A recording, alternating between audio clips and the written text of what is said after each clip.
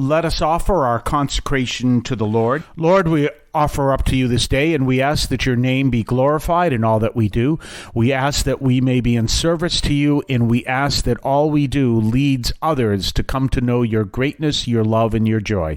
And we ask this through Christ our Lord. Well, again, we're continuing in Genesis. We're now in the 11th chapter of Genesis, and what happens here is the Tower of Babel. And this is a great story.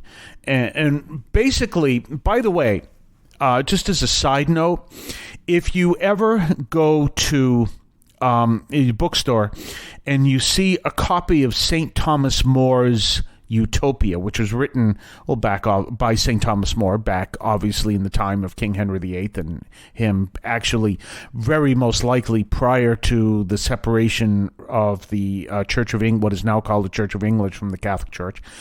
And he wrote this whole description of utopia, of what utopia would be. And to be honest with you, you would swear that Karl Marx got all his ideas from this, because it's built on the same general idea. We all kind of work together, and everything. So anytime you hear about Karl Marx inventing communism, that may be true. He actually gave it a name, but St. Thomas More came up with something very similar. And the book Utopia, if you see it, if it's the right version, there's a picture on the cover, and that is a painting, I forget it's roughly around from the same time, but not from the time of St. Thomas More, and from the Renaissance, about building that tower. That's what it's about. Well, what's going on here? Well, what's really happening, and it's important to understand that we have the whole world, everyone speaks the same language. Well, that would make sense, in a sense, in that people, you have, and even scientists will tell you have a foundational couple, however we understand that. I remember there was this rather interesting theologian got all upset about the concept of Adam and Eve, and I've explained to you how we as Catholics understand Adam and Eve, but he was, and so don't you know there are at least 5 types of Adams and Eves. Well, I got news for you. If you've ever studied the mechanics of evolution, you would say that was a bigger miracle than that there was one Adam and Eve. That's absolutely true, because the way evolution works, if you understand the mechanics, and I'm not telling you to believe in evolution, I'm just saying how mechanics is that everyone adapts to their environment. Well, if you have 5 different environments throughout the world, people are going to adapt to those environments, and they're going to be very different, as you will see. Certain tigers are one way in one part of the world, and they're different in another part of the world. And it's not just fur color stuff. There's a few other things, and that's one of the things I said. I said, "Oh, there've been 5 Adam and Eves." I got news for you. That's a bigger miracle than there was one. So we have to understand that. Well, now taking from that same understanding, this is the book of Genesis. Again, we don't necessarily take this literally, but what you do have is the whole world spoke the same language. Well, at one time, you can assume that was true. And how did language change? Language changed very similar to the mechanics of evolution. As people moved, their language changed. And you can see that in our own country. For those of us here, those of you listening in the United States, our language is different depending on which part of the United States you're living. It's very different in Boston than it is in Fort Lauderdale. It's very different in Virginia than it is in California. We all understand each other, but there are certain dialects that are very different. Now, when I was in the Philippines, they told me that the language of the Philippines is Tagalog. And someone was telling me, not a Filipino, said that Tagalog has such strong dialects that you could speak Tagalog in one village and go certain distance to another place where they speak Tagalog, but the dialect is different, and you would be able to understand each other. And that is the nature of how languages change and languages grow. So what we see is there was a time, according to Genesis, and that's very possible, that everyone spoke the same language. But what made it clear, what's the key there is not that they spoke the same language, but but that they all work together to build this tower. Now, I never understood what this meant, because it seems God gets upset that they build a tower. Why? It's like, well, okay, if we all decide to build a great big tower on the earth, we better not, because God's going to get upset. No, because the tower was there to symbolize that human beings had reached the status of gods. It was a way of exalting ourselves, and that's where God realized this would be a problem. Why would this be a problem? Let's go back to the original thing that we see in Cain and Abel. Why is it a problem? Because human beings have an inclination to sin, and if we go to a point where we don't take that into account, then that inclination to sin is going to lead us to cause great destruction. You know, you don't have to go study major theology to understand that. You realize that people are literally talking about having nuclear weapons ready in case the war in the Eastern Europe gets worse. You can't see a better proof of our inclination to sin than that. Because what kind of people think using nuclear weapons is a smart idea? Stupid people. And people tend to be stupid, all of us, and when you have people saying, hey, that's a great idea, let's use a nuclear weapon, that's a stupid idea. But that comes from our inclination to sin. So you can see this is what God is trying to prevent in the Tower of Babel.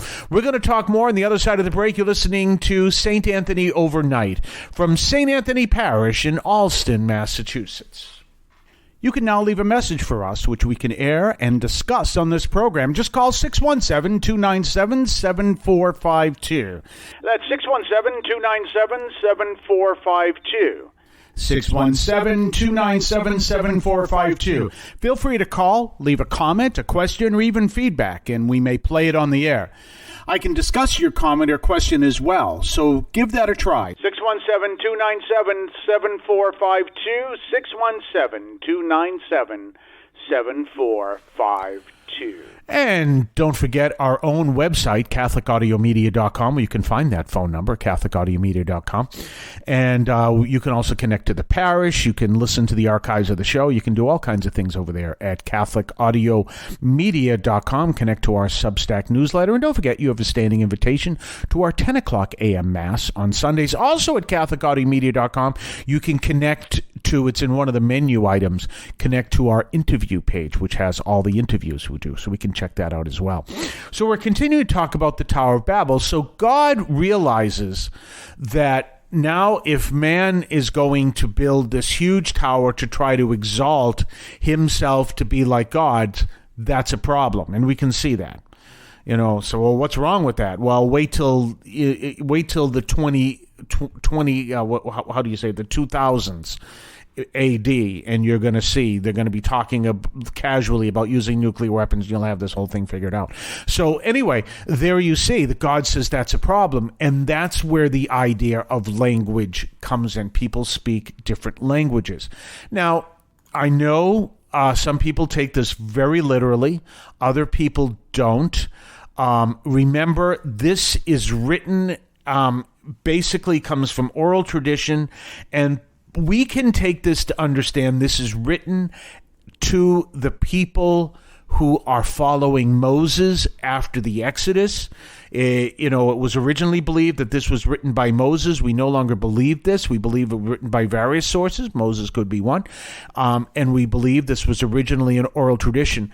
The people at the time would not be involved in the scientific understanding of where language came from. But they would understand that there were different languages, and so we have this understanding. The symbolism there is that language is there to make us more dependent on God, because when we're dependent only on ourselves, we create disasters, as I talked about before the break. But we are able to learn other languages, but you know what? we're able to learn other languages, but we're not able to learn all the other languages.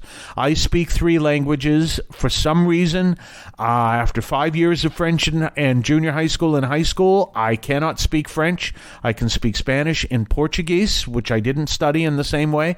There we go. But I speak Spanish and Portuguese. I couldn't guess Chinese. I did try to study Vietnamese. Very different language. It's a tonal language. How each word is pronounced in a tone, almost like singing, and how you pronounce that tone, like ma or ma, two completely, totally different words. One pronunciation of ma, and I may not have pronounced it correctly, means mother. Another pronunciation of ma means devil. Completely unrelated words.